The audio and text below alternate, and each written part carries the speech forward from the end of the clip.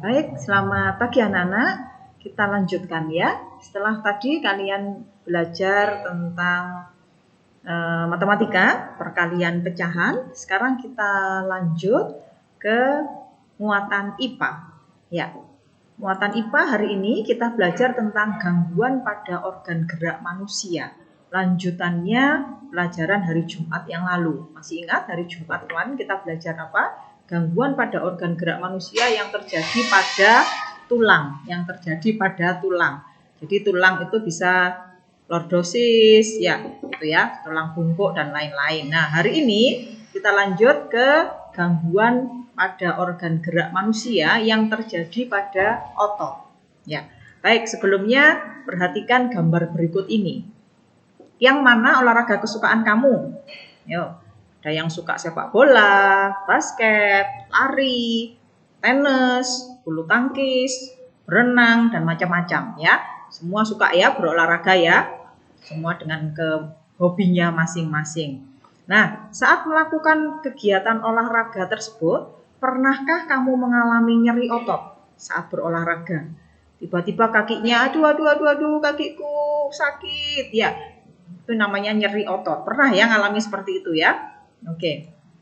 Nah, nyeri otot yang terjadi saat kita berolahraga disebabkan karena otot tubuh mengalami gangguan. Bisa jadi karena kesalahan gerakan saat berolahraga, ya, salah geraknya nggak pas, atau karena tubuh dipaksa bergerak tanpa dimulai dengan pemanasan. Ya, jadi hati-hati sebelum memulai olahraga harus melakukan pemanasan terlebih dahulu. Ya, pemanasan pun juga harus dilakukan dengan perlahan dan hati-hati supaya kita dapat merasakan kontraksi pada otot kita. Ya, ini contoh gerakan pemanasan ya.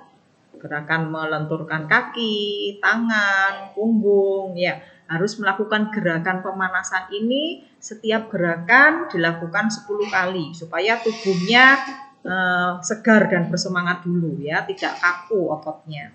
Nah, setelah melakukan pemanasan baru melakukan olahraga inti. Ya.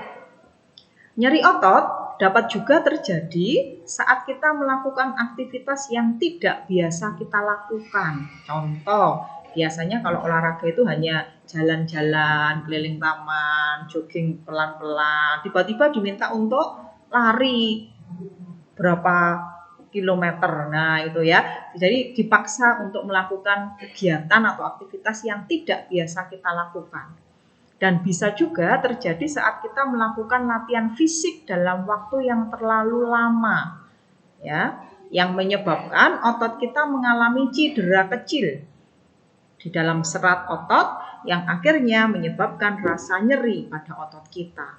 Ya, jadi kita melakukan aktivitas yang terlalu lama, terlalu berat, atau berolahraga itu beresiko terjadi nyeri otot, terjadi cedera atau peradangan pada otot kita.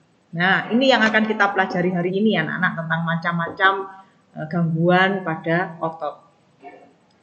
Berdasarkan penelitian yang dilakukan oleh University of Georgia dan State University, menyatakan bahwa nyeri otot sebenarnya dapat dikurangi dengan mengkonsumsi jahe. Pernah tahu jahe enggak? Ya, ini Bubis beri gambar jahe ya, ini jahe. Jahe terbukti memberikan manfaat bagi tubuh dan bisa dijadikan sebagai obat untuk mengatasi masalah nyeri otot. Kenapa kok bisa terjadi seperti itu? Karena jahe mengandung bahan aktif yang disebut gingerol, ya, gingerol, yang diyakini sebagai bahan penyembuh. Gingerol ini berfungsi sebagai antiinflamasi atau anti peradangan.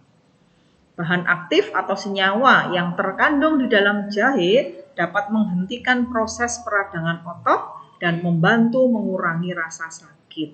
Ya, jadi kalau sewaktu-waktu kalian berolahraga atau sedang melakukan kegiatan yang agak berat, mengalami nyeri otot, maka bisa diringankan dengan menggunakan jahe. Ya, selain jahe, kunyit juga dapat dipakai untuk meringankan nyeri dan meredakan peradangan otot. Bisa juga kunyit itu untuk memperkuat sistem kekebalan tubuh karena kunyit mengandung senyawa kurkumin. Ya, di rumah pasti ada. Tanya mama, "Ma, di dapur ada jahe enggak? Ada kunyit enggak?" Nah, itu ya. Nanti bisa dipakai untuk meredakan sakit saat terjadi nyeri atau peradangan otot. Ya, terus kita tambahan ya supaya kalian tahu manfaatnya, tahu kegunaan dari jahe dan kunyit. Selain mengkonsumsi jahe dan kunyit, nyeri otot juga dapat diredakan dengan melakukan pemijatan ringan. Tapi hati-hati ya, jika melakukan pemijatan harus dilakukan oleh orang yang memahami. Tidak sembarangan dipijat, nanti nggak malah sembuh, malah bengkak biasanya ya. Jadi harus dilakukan oleh orang yang ahli dan bisa. Atau dengan mengkonsumsi makanan dan minuman yang kaya akan potasium, magnesium, omega 3 dan protein. Ya, ini adalah langkah untuk meredakan nyeri otot. Bisa dengan jahe, kunyit, bisa dengan pemijatan ringan atau makan dan minum yang mengandung unsur-unsur berikut ini. Ya, sampai di sini ada yang ditanyakan? Nanti silakan ya, boleh tanya lewat grup atau Jabi Kebukris ya. Kita lanjutkan tentang macam-macam gangguan atau penyakit pada otot. Ada 4 anak-anak. Yang pertama tetanus, yang kedua kram otot, ini sering terjadi ya. Kaki terkilir juga sering terjadi pada anak-anak. Polio ya, ada 4, tetanus, kram otot, kaki terkilir dan polio. Kita pelajari satu-satu ya. Tetanus, ini ada gambarnya, beri gambar kayak begini orang sakit tetanus itu ya. Tetanus merupakan suatu kondisi ketegangan otot yang terus-menerus karena terdapat luka yang terinfeksi oleh bakteri Clostridium tetani. Ya, biasanya itu orang misalnya menginjak paku, nah pakunya berkarat, nah berarti kan lukanya terinfeksi ya anak-anak ya. Kemudian ototnya mengalami ketegangan yang agak lama, terus menerus, maka dia akan mengalami tetanus ini. Tetanus dapat dicegah dengan melakukan vaksin DPT.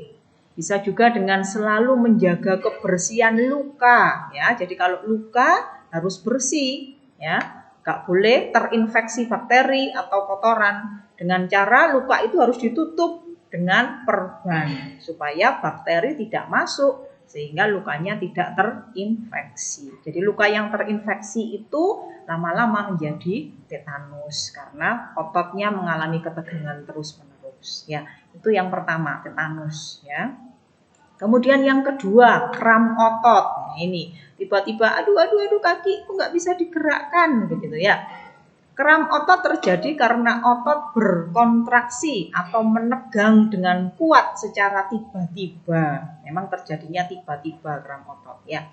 Nah, ini ya gambarnya ya. Kram dapat berlangsung selama beberapa detik hingga beberapa menit ya, dan sering kali terjadi pada kaki. Beberapa cara yang dapat dilakukan untuk menangani kram adalah mengompres bagian yang kram dengan air hangat. Ya, dikompres dengan air hangat dan melakukan pemijatan ya, gitu ya. Jadi kram otot itu biasanya terjadinya tiba-tiba memang ya, tapi tidak dalam jangka waktu yang lama, biasanya hanya sekian detik atau sekian menit ya. Segera dikompres dengan air hangat atau dipijat pelan-pelan dengan minyak begitu ya, maka otot yang mengalami peregangan itu akan mengendor lagi. Oke. Yang ketiga, kaki terkilir. Kaki terkilir. Pernah mengalami kaki terkilir atau kesleo gitu ya. Terkilir adalah cedera yang terjadi saat pergelangan kaki berputar atau terpelintir dalam posisi yang salah ya.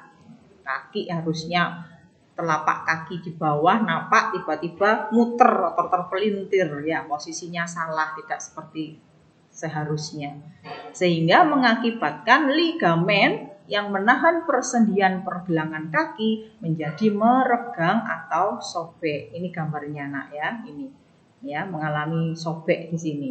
Sobek bukan sobek kulitnya, tetapi di dalam itu ligamennya, sendiannya meregang atau sobek. Cara menangani kaki yang terkilir yaitu dengan mengistirahatkan pergelangan kaki yang cedera dan mengopresnya dengan air es.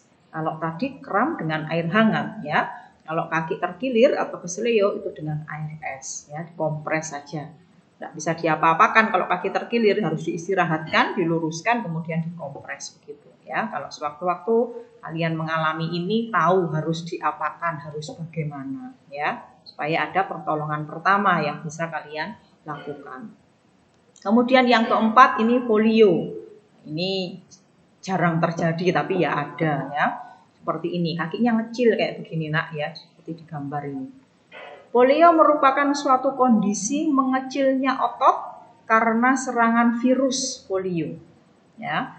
Nah, penyakit ini dapat dicegah dengan memberikan imunisasi polio pada bayi dan anak-anak, dan selalu harus menjaga kebersihan lingkungan. Ya, jadi ada imunisasi polio ini ya, harus dan wajib diberikan kepada bayi dan anak-anak supaya tidak terjadi seperti ini. Ya, kalau ini jarang terjadi. Ya, itu 4 gangguan atau penyakit yang bisa terjadi pada otot. Nah, sekarang kita lanjut ke ilustrasi yang berikutnya. Kalian pernah dengar cabang olahraga triathlon? Triathlon ya. Triathlon itu merupakan contoh kegiatan olahraga yang menyehatkan dan memiliki tantangan yang tinggi. Jadi nggak hanya sekedar olahraga biasa ya. Kenapa kok tantangannya tinggi? Karena triathlon ini menggabungkan 3 jenis kegiatan dalam satu waktu.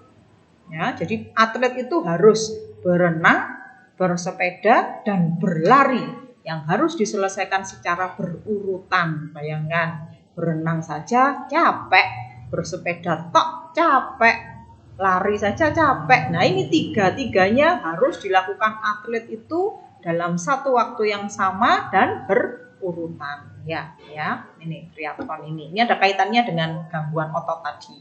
Ya, nah, atlet triathlon ini sebelum melakukan perlombaan mereka harus berlatih. Berlatihnya itu minimal 3 bulan sebelum perlombaan ya, minimal 3 bulan sebelum perlombaan. Nah, latihannya itu 1 minggu bisa 5 sampai 6 kali. 1 minggu 5 sampai 6 kali. Dan setiap kali latihan itu durasinya sekitar 2 jam. Ya, kurang lebih 2 jam. Jadi, tidak bisa hari Minggu pertandingan, Sabtunya baru berlatih. Tidak bisa ya. Jadi, harus berlatih minimal 3 bulan sebelum perlombaan. 1 minggu 5 sampai 6 kali. Sekali berlatih durasinya 2 jam. Itu yang harus dilakukan oleh atlet triathlon ini. Ya.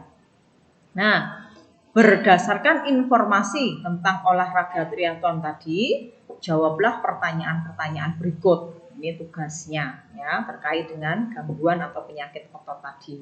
1, ini ditulis di buku PR tematik ya. Soalnya dulu baru jawabannya. 1, mengapa para atlet triathlon tadi harus menyiapkan diri untuk berlatih minimal 3 bulan sebelum perlombaan? Kenapa? Harus berlatih minimal 3 bulan sebelum perlombaan. Kalau tadi mendengarkan penjelasan Bu Grace dari awal, nyeri otot terjadi karena apa dan seterusnya, pasti bisa menjawabnya ini ya. Mengapa para atlet harus menyiapkan diri untuk berlatih minimal 3 bulan sebelum perlombaan? Pertanyaan kedua, setelah mereka mempersiapkan diri selama 3 bulan, apakah para atlet tetap perlu melakukan pemanasan pada hari perlombaan? Jelaskan ya. Walaupun sudah berlatih 3 bulan, apakah saat melakukan perlombaan, sebelum perlombaan mereka tetap harus melakukan pemanasan? Jawabannya bisa ya, bisa tidak. Kemudian dijelaskan ya, kenapa ya, kenapa tidak. Gitu ya, nomor 2. Pertanyaan ketiga, apakah atlet dapat mengalami cedera ketika mengikuti perlombaan? Ya, bisa enggak kira-kira atlet triathlon tadi mengalami cedera saat mengikuti perlombaan? Jika ya, jelaskan jenis cedera yang kira-kira dapat dialami oleh atlet tersebut. Ya, 3 pertanyaan ini sekali lagi ditulis di buku PR tematik, dijawab, kemudian difoto dan dikirim seperti biasa. Itu ya anak-anak. Sampai di sini pembelajaran IPA hari ini. Silahkan dilihat lagi seperti biasa, nanti tugas akan kirim PowerPoint-nya. Silahkan di print atau dicatat supaya kalian punya bahan untuk PS dan ulangan. Ya. Selamat mengerjakan tugas. Tuhan memberkati, berkah dalam.